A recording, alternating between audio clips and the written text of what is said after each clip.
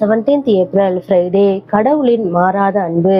நாம் நம்மில் அன்பு கூறுகிறவர்களாலே முற்றிலும் ஜெயம் கொள்ளுகிறவர்களா இருக்கிறோமே. ரோமர் 8:37. நமக்கும் தேவனுக்குள்ள கடவுளோட அன்பை யாராலையுமே பிரிக்கவே முடியாது. நம்ம இந்த உலகத்துல இருக்கிறவங்களோட அன்பு கூட மாயமற்றது, மாயமானது. ஆனா நமக்கும் தேவனுக்கும் உள்ள உறவு யாராலையுமே பிரிக்க முடியாது, நிலையானது, உண்மையானது. அவருடைய எப்பயுமே அவர் நம்ம மேல அன்பு செலுத்த ஆரம்பிச்சிட்டாரு அப்படின்னு சொன்னா அந்த யாராலையுமே பிரிக்கவே முடியாது, அசைக்கவே முடியாது. அவர் நம்ம மேல அன்பு செலுத்துறாரு அப்படின்னு சொன்னா நம்ம வாழ்க்கையில நம்ம எடுக்கிற ஒவ்வொரு அடியிலையுமே அவர் நம்ம கூட இருப்பாரு, நம்மள கூட இருந்து பராமரிச்சு பாதுகாப்பாரு.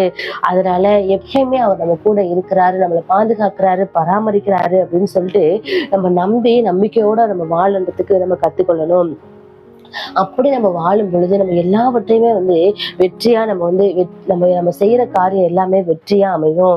அதனாலதான் தேவன் சொல்லியிருக்காரு, நம்ம எப்படி நேசிக்கிறோமோ அதே போல தேவன் நம்மளை நேசிச்சு எல்லாத்துலயுமே வெற்றி சிறக்க பண்றவரா இருக்கிறாருன்னு சொல்றாங்க.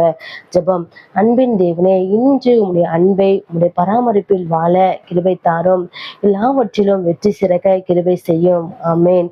Have a lovely Friday.